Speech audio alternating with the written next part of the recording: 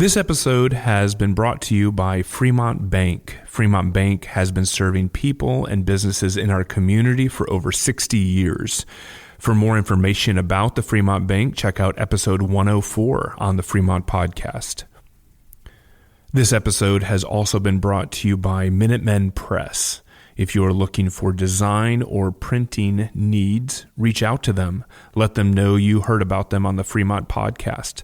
They'll give you 20% off on your first order. Banter Bookshop is your local go-to for all your reading resources. If they don't have it on the shelf, you can ask them and they can order it for you. Check them out on Capitol Avenue. Let them know that you heard about them on the Fremont Podcast. If you are looking to buy or sell a home, check out Petrocelli Homes on Niles Boulevard.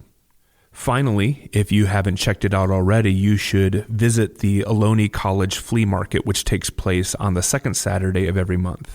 This month, it takes place on April 13th. They are always adding new vendors and new entertainment. You don't want to miss it.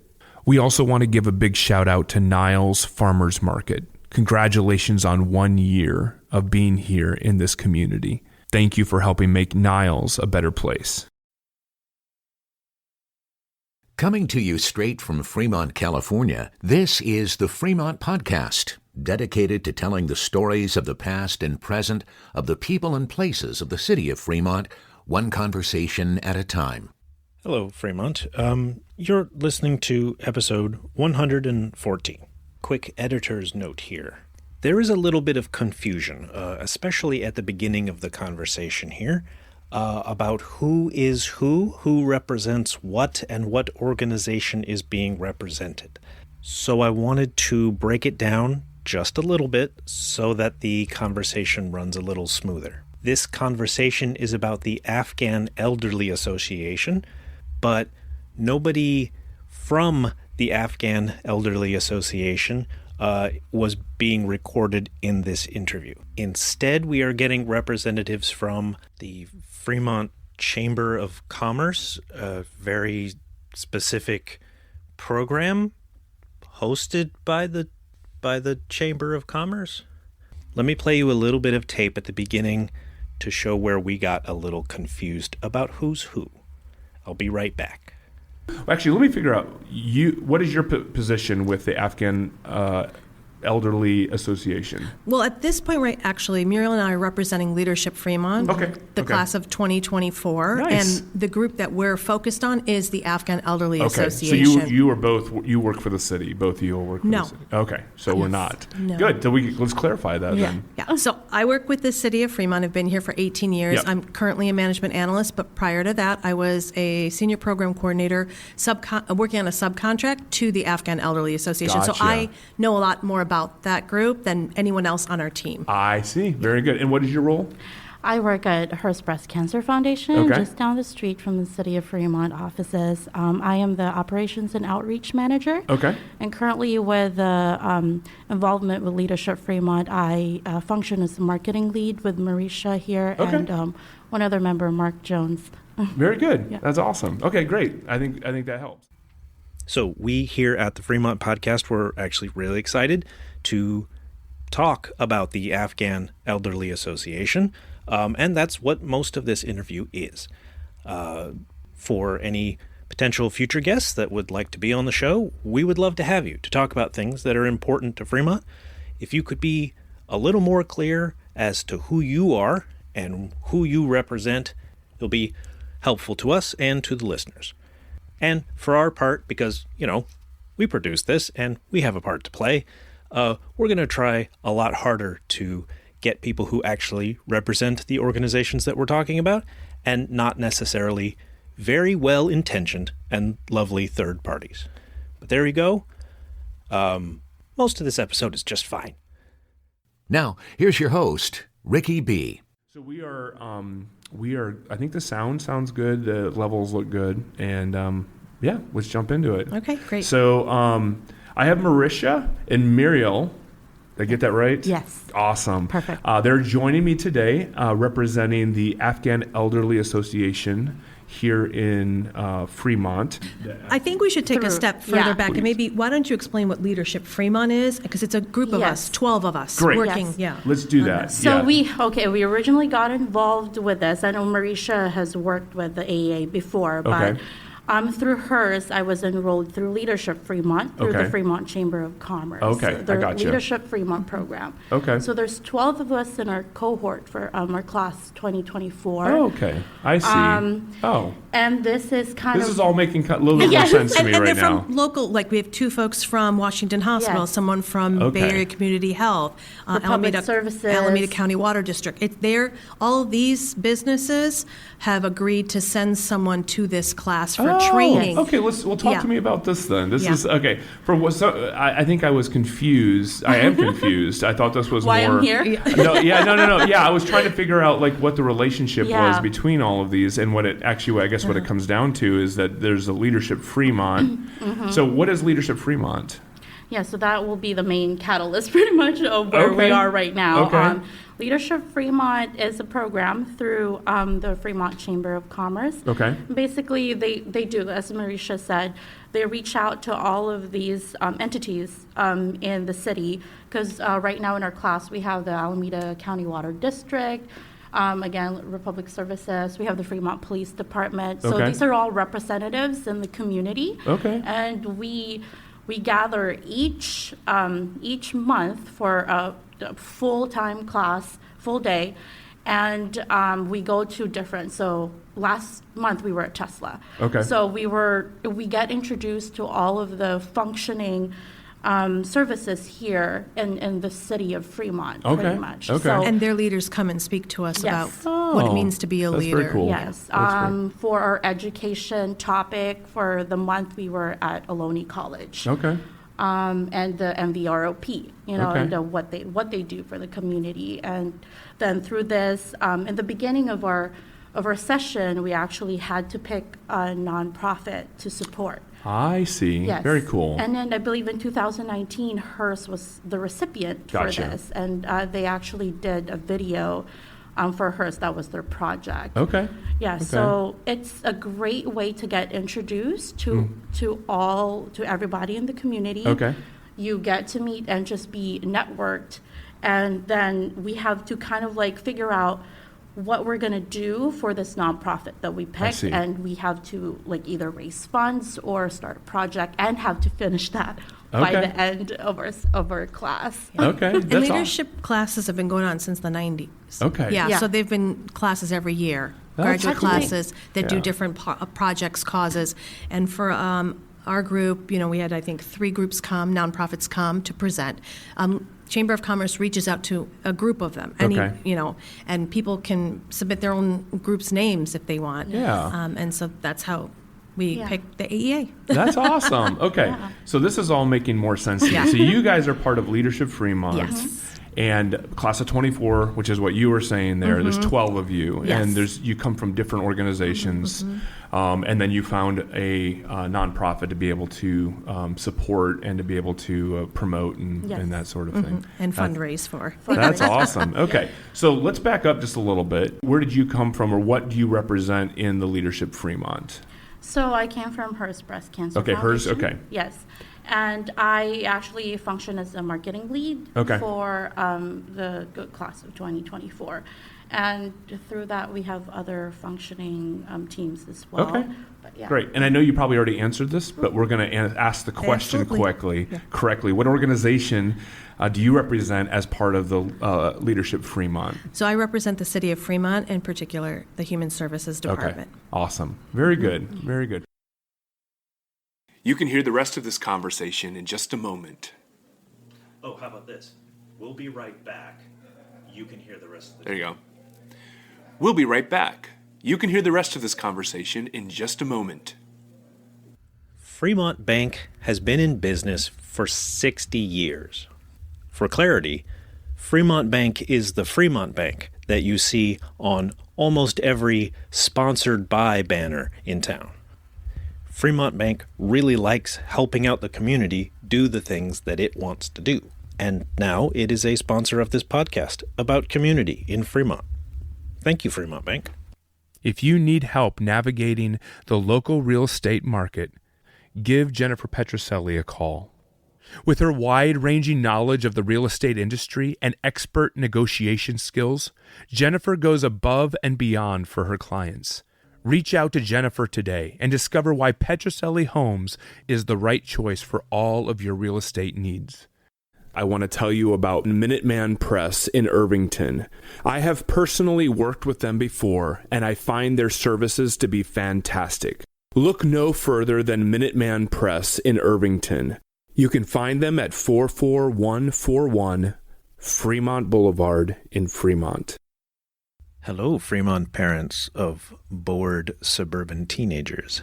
I bet kiddo is staring at their phone.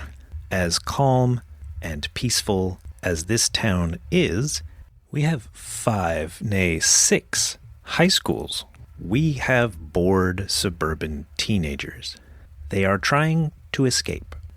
The lovely books in a bookshop have saved the adolescence of countless bored suburban teenagers. Banter Bookshop is in downtown Fremont. Every single episode of the Fremont podcast is now on YouTube. We put it there in case playing it from YouTube is easier for some people.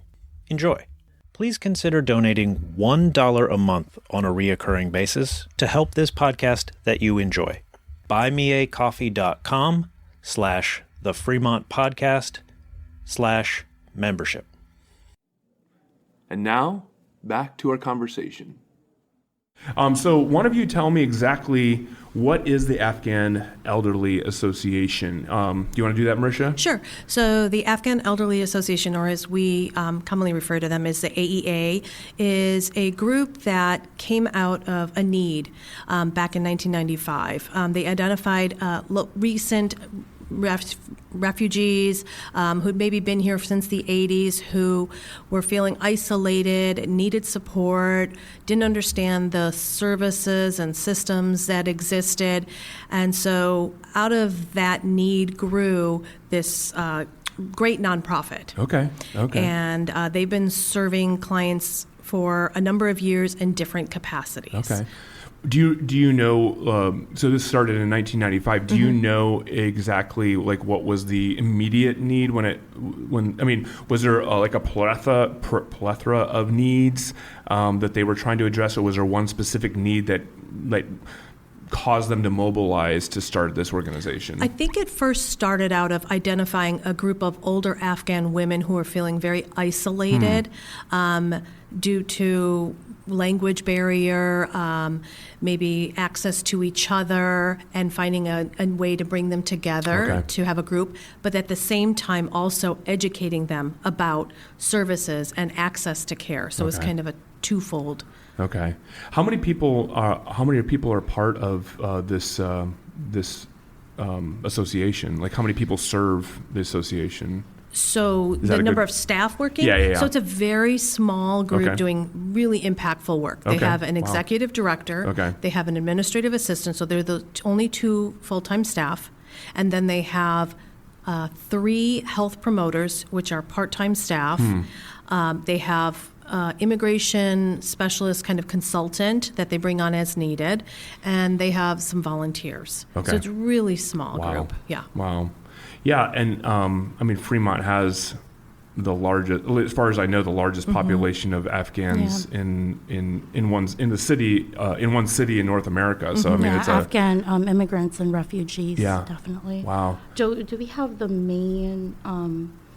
Is it they get accepted here, or something about like the entrance to the United States? Is there a reason why? And from my understanding, one is a lot of them actually were brought, like in the recent, since the fall of Afghanistan in 2021, they were brought over to different places, including a lot of them have been processed through Virginia, but there were also places in Texas, and I can't remember where else. But they have heard or learned that there is a large group of Afghans here, which means then they have their religious centers, they have the ethnic foods, the halal, the restaurants. They wanted to come where community is. But unfortunately, it's a very expensive place to come to. Yeah, that's exactly right. Yeah, I actually have been a part of a group that's been helping a lot of the Afghan refugees get settled here. And I think one of the things that I was told, the U.S. government tried to do, a big service to try to find a place for refugees to land, and then they'd place them at different places around the country, whether it was like Michigan or Texas or Illinois or whatever. But then exactly what you said, like there would be funding for those refugees to land in that particular community, but there's nobody in that community that, like, it literally is being dropped into a place where nothing seems familiar. Exactly. And what I've been told by the people that I've worked with is that a lot of these refugees will find a way to get out here where they know people that know people, or they are already connected to people, and they'll just try to do it on their own. So then they kind of lose the support of the government that they had in coming out here. Do you guys find that to be the case? Yes. In many cases? Okay. Yeah. And, or they'll finish out and now they're there and they're getting no more support. So then they say, well, what's the point of being here? Right. And they come out this way. Yeah. What is the, so when they get here, like, what are some of the main issues? What are some of the main things that you guys find yourself doing to help serve this demographic? So the AEA, I've talked to them, and I think the biggest things, of course, first thing is housing, which is near impossible. Oh, absolutely, so it's just connecting them and really educating them about the reality of living here and considering at least moving out to the outskirts of California, where maybe building a community out there. The other thing is for some of the AEA, although it's Elderly Association, they're serving people of all ages, 18 and older. So then it's about finding a job. Especially those who have education and have some idea, trying to help them get different things that they need, whether it's health care, depending on the age. We've had school-age children being brought over and trying to connect them to schools and getting them the supplies they need. Really just getting them linked to resources. Okay. So why did your group choose the Afghan Elderly Association as your nonprofit to support in your class? So their executive director, Hamida Obaid, came to us and she did her pitch and basically shared the struggles that they've had with being able to bring back some of their programming since the pandemic. This group was really running some big programming in terms of social groups, socialization. They have a healthy aging program, and it meets weekly. And they were meeting in two separate sites. One, a larger site, which had rent attached to it. They were getting funding from the county for a chef, an assistant chef, and a special assistant to sort of help set up. It was a program that would run from 11 to 4:30. They would do exercise, activities, have a balanced meal that was being overseen by an Alameda County nutritionist, dietitian, and then they would have presentations from local, whether it was doctors or agencies, on topics that really affect these women. And this particular group, the Healthy Aging Program, is focused on women, Afghan women. Their other programming is also includes men and people of all ages, but this was really focused on women 50 plus, because this is a group that they saw very isolated. Oftentimes didn't have the education, so they could not read and write in their own language. They needed a place to sort of be able to openly talk and freely speak.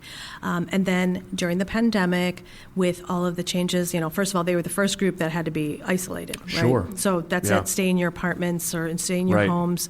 We can't meet. And after 2 years, it was really taking a toll. A lot of these women also have mental health issues coming out of trauma that they've experienced in Afghanistan and with, trying to build a life here. Yeah. And they were seeing that, very depressed.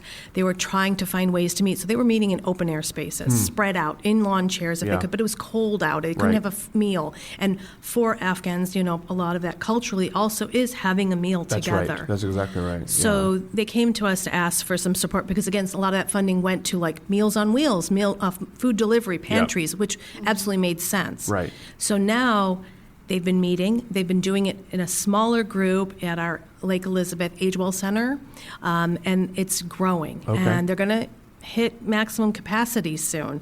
So, and they also have it for a very short period of time, so they can't do full programming like they used to. Okay. So they came to us asking for support to raise funds so that they could bring back that other piece of the healthy aging program. I see. I'd just like to add to that as a process for the Leadership Fremont cohort. We voted pretty much. We wrote our kind of like, what fields do we want to help out, right? Yeah. So it hit a lot of our tickers. For healthy services, women's support, and food insecurity was the first main three things. So this is definitely Afghan Elderly Association. That's great. That's great. Was there anything more that you felt personally that like really caught your attention, which is why you would have cast your vote toward that? Definitely the immigration support as well coming from that background. That's great. So this event that you guys are putting on, it's on May 16th. And it's at the Fremont Downtown Event Center. So tell me exactly what this is going to look like. Like who's invited, what's involved, like what are ways that people in our community could be a part of this? Like so tell me a little bit more about this event. So this event is actually hopefully the capstone to what we're doing right now. We are actively out there fundraising. We're going to businesses, individuals, larger organizations, going for grants, going to politicians to try and get support for this program. Our goal is to raise $40,000 so that they can bring back programming for one entire year. Okay. After that, they're also looking at sustaining it through trying to go for some other grants. Our group is also not just trying to do the fundraising for them, we're trying to give them exposure. As Muriel said, she's done a lot for the social media portion for them, setting all of that up. We've redone their website for them. Wow. So trying to also teach them how to do some of this, because again, everyone in this group is an Afghan who has been a refugee. Wow. And in fact, their administrative assistant now, he only just arrived in 2022. Wow. So they also have a lot to learn. So in addition to raising those funds, we're trying to give them sort of that exposure, teaching them the way, helping them network, getting these things in place. Then at the event, we're going to hopefully be able to provide them a check. That's great. Of that $40,000. Yeah. But also we want the public to also, not only the donors, but the public are welcome to join as well to learn more about who are these folks, what are their needs, what is going on, how can they get involved perhaps. Yeah. And there will be some of the, not only the staff, but some of the participants will be at our event so you can meet them and learn more. That's great. Yeah. I'd like to add that we've also kind of told Nasrat to join the, what's his position again? He's the administrative assistant. Yeah, so Nasrat we've urged him to join Leadership Fremont next year. Excellent, excellent, that's great. He could benefit from it too. That's awesome, that's great. So just to be clear, so the public is able to go ahead and attend the event? Yes. Okay. If they go to the AEA website, there is a link to register. And we'll put it in the show notes as well so that people can access it that way as well. But primarily you're focusing on people that you're looking for donations and contributors to sponsors, I guess, to this program. Absolutely. And also if, they have a business, like it's going to be from 5:30 to 7:30. If you want to donate some appetizers from your restaurant, and kind sponsors, or we're going to have some baskets, that for our drawing. So if anyone is interested in supporting that way, but also if you just want to learn, first definitely go to their website. Okay. You'll learn a lot about the programs that they run, what they're trying to do. You'll learn about Leadership Fremont. We've got a page on the website just dedicated to Leadership Fremont. But come and join us, come and meet folks, hear from people. Meet the women of the AEA as well. They are lovely. One, Saliha, has already referred to me as her daughter. I've met her twice. So they're very loving people and very grateful and appreciative for the support and attention that has come their way. That's wonderful. Go ahead. Yeah, so I just wanted to share that the Leadership Fremont, some of our participants have actually attended their healthy aging program that they hold every Wednesday. Yes. Okay. Right. What times are those again, Marisha? So it's from 1:30 to 4 at our Age Well Center, Lake Elizabeth. It is closed right now for Ramadan. Okay. But they'll be resuming again in the 17th. And so Leadership at Fremont members cohort have been attending to understand what they're supporting. That's great. Yes. And of course, they welcome them with open arms and feed them, and that's a big piece of it too. They won't come up and eat until you've eaten. So that's great. Learn to come hungry. Yeah, yeah. I have some friends who are from Afghanistan, and I will go to their house, and if I have eaten, it's a big mistake for me to eat before I go to the house because they will expect me to have all the room in my stomach available to them and more. Like so I get that, and I feel so, fortunate and blessed to be given food and treated that way. But it is, I get that they want to provide those meals for you as well, which is great. Do you find that I love how you were talking about the women that are involved in the AEA.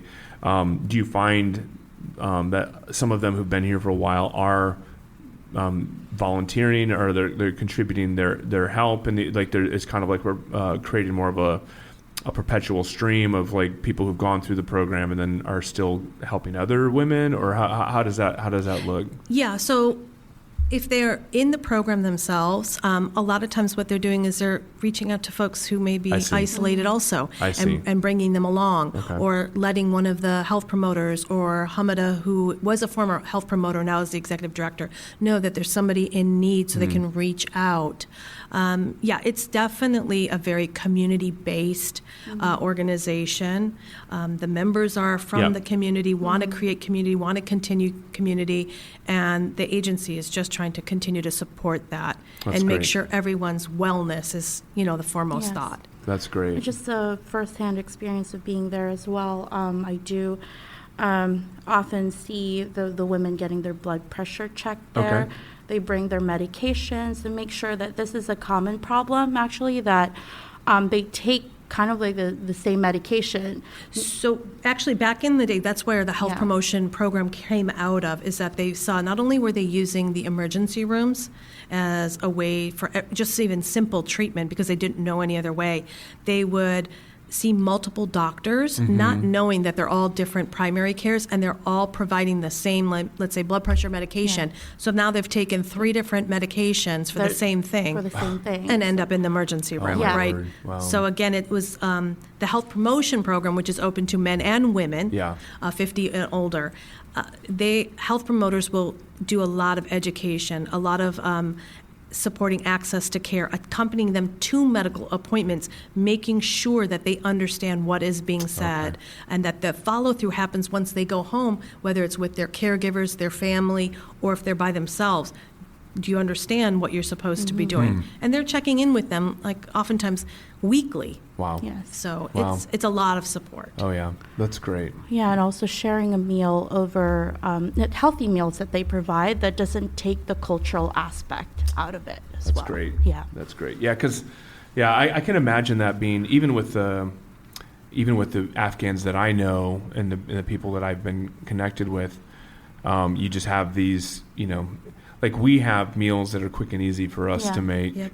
But I find that we all know how it is. Like there's meals that just kind of remind you of home. They remind you of your mom's cooking or whatever it is, But then there's just food that's served to you, and it's just like, I enjoy that, but I'm just not. Yeah. And imagine that you have that home cooked meal, but you're sitting by yourself eating it. That's right. It's different than when you're sitting with a group of people or at least one other person. That's right. And for a lot of these ladies, they may be having their meals by themselves. So at least they look forward to this one meal a week where they can sit with a group. And right now, unfortunately, because of this funding, they're having to pay half of the meal cost themselves. Okay. And not only that, but all the other services that they offer there as well that kind of changes around. So they do exercises, and they also do kind of like art arts and crafts there, so they also have to pay for those as well. I see. Yeah, it's interesting. I think that, so I interviewed the director, writer, and then the producer, and then the lead actress for the movie Fremont. I don't know if you guys saw that. Yeah, I did watch. So Anita was the lead actress, and she was from Afghanistan. She was a refugee, so she wasn't really an actress before this movie, but she was the lead actress in this film. And she talked about like the experience of having to leave and flee from Afghanistan. And I saw in her, I mean, she's young, but I saw in her this shift of like what it means, for her and for her community to be under this, this cultural oppression, I guess, in that particular way. I don't necessarily understand what that's like. I don't know what it's like to not be given an opportunity to be able to pursue something that I'm capable of or that I would dream of doing. And just being told, no, you can't. Like, it may seem obvious or it may seem like completely accessible to the average American, but it's just not. I have been, I don't want to say blown away, but close to blown away by the amount of nonprofits that we have working in our city to provide services for the community. And I often think, man, if they just had somebody who had this ability or this skill or the knowledge of how to do this, it would just do so much to help them. And so I think that being able to have that perspective of like, I may not be able to do everything, and I may not know how to write a grant, I may not know, but I see the benefit of being able to be an advocate or being somebody who can help come alongside them and find, resource the right person or get them connected with the right organization that can help them or, whatever it is. Because I think that there's a lot of people that are volunteering their time and energy and effort to do things that our community desperately needs. It encourages you to really pay it forward. That's exactly right. By the kindness of the nonprofits and the people around you willing to support you, you want to give back. That's right. Yeah. That's right. What about you, Marisha? Well, I've been very fortunate that Leadership Fremont has already helped me because at the beginning of this year, I changed positions. So it helped me move into, I'm a management analyst now. So instead of doing some of that direct work, I was doing direct work and then I did community work. Now I'm sort of overseeing. So I'm overseeing social service grants. And so I will still have sort of access to many nonprofits because those are the groups that are coming to apply for these social service grants. Yeah, that's awesome. I think this is the perfect plug for Leadership Fremont because I was promoted in December as well. And that, we started our course in September. I worked with operations. If you want to take the next big step in your whatever you're doing, Leadership Fremont. That's great. Huge plug for that program. We have to do a lot of pitches, and we're definitely practicing the pitch muscle for sure. That's great. That's great. Well, what do you guys love about Fremont? Like, what are your go-tos? Like, what are your personal favorites about Fremont? Food, like the cuisine, the food, the access of just the variety. Yeah. Okay. It's really a diverse culture. I mean, I came out of the Metro Detroit area, which had a lot of diversity.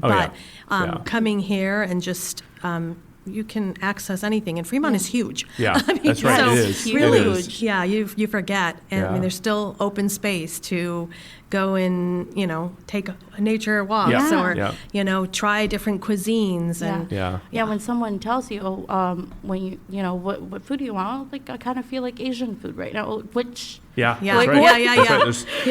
that mean? And even within different communities, like we're talking about Afghanistan, you can go to the kebab house, or you can go, and they're all different, maybe from different parts of Afghanistan, and so it's not just which restaurant, but it's like which part of that country's cuisine do you want to enjoy? What region? Yeah, exactly. It can have different flavors as well. That's exactly right. One of my favorite podcasts that I listen to is called The Happiness Lab, and it's a professor from Yale University that she just does she teaches classes at Yale on happiness and happiness in life and that sort of thing. It's a great podcast. I really love her work, but she just decided to dedicate this series, this season to understanding the happiest the happiest places, and for her, it's the happiest places in the world. So like Finland was just elected for like the second or third year. I was just going to ask which. Yeah, so Finland was the happiest country in the world. And so she interviews this guy who is part of the committee that does this study and gathers all this data and comes up with the final decision as to whether it is the happiest country in the world or not. Anyway, I'm saying that to say one of the things that he said was something along the lines of that I've been feeling when I hear that about Fremont. He's like, when you talk to people from Finland and they're told you're the happiest country in the world, they're like, well, I don't know. I'm not sure. There's got to be a better place. But then he said, when you start asking them, what do you think about this thing that your country offers, and what do you think about this? And he says, what you find is there's two different sides of happiness. There's the happy that makes me feel like the happiest place in the world is what? Disneyland, right? So I go there. Why? Because there's so much, entertainment. But then what do you feel about, like, if I were to ask you this, what do you feel about the access that you have to outdoor spaces? I love that about Fremont. Like, I can hike Mission Peak. I can hike Coyote Hills. I love that. It makes me very happy to know that I have these things. What do you think about the cuisine?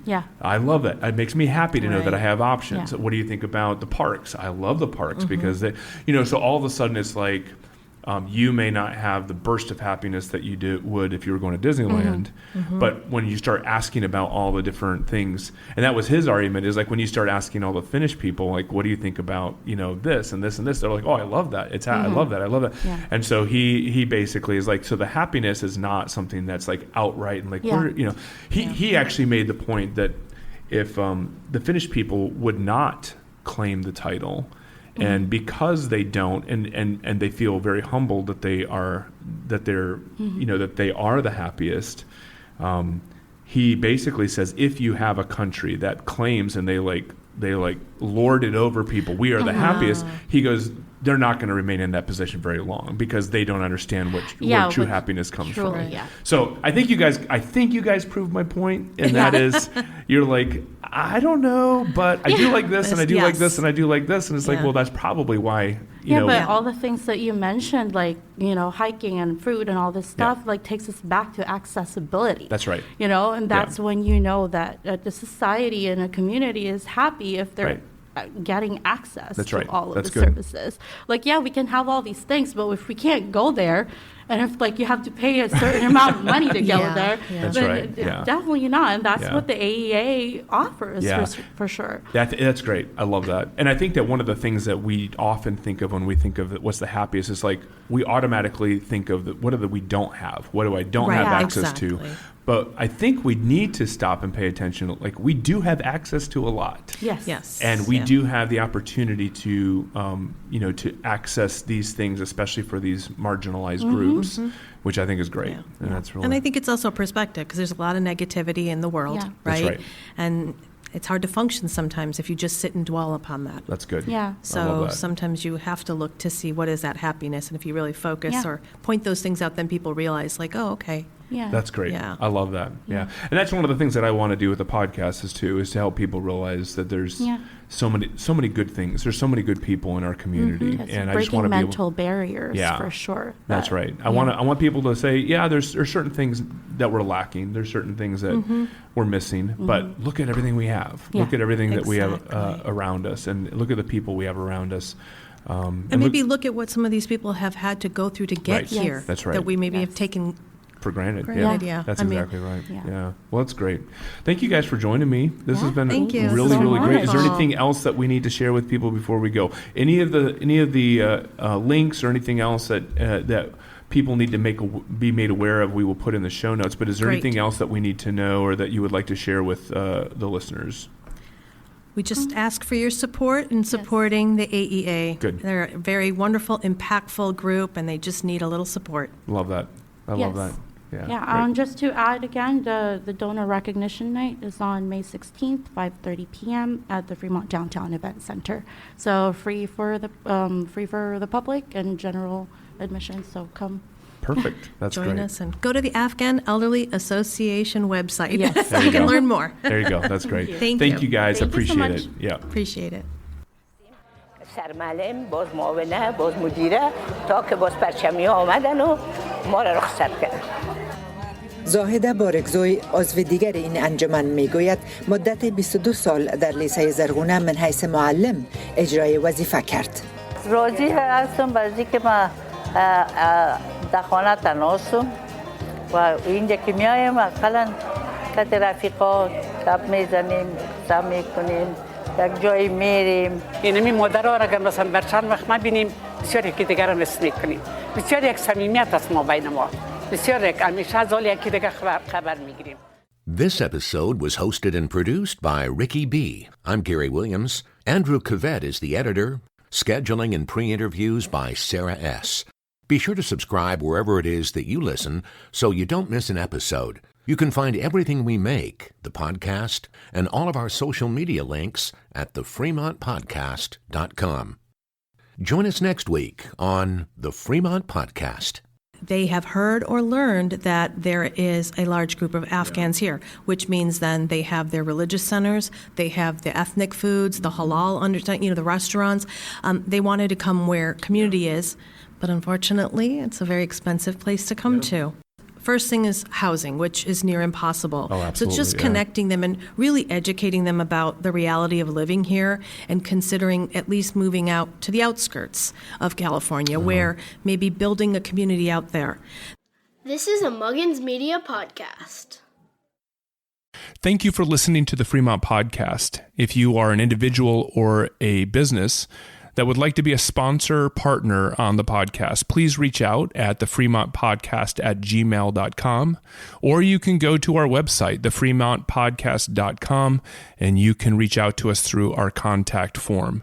Thank you for listening, thank you for sharing, and thank you for your support.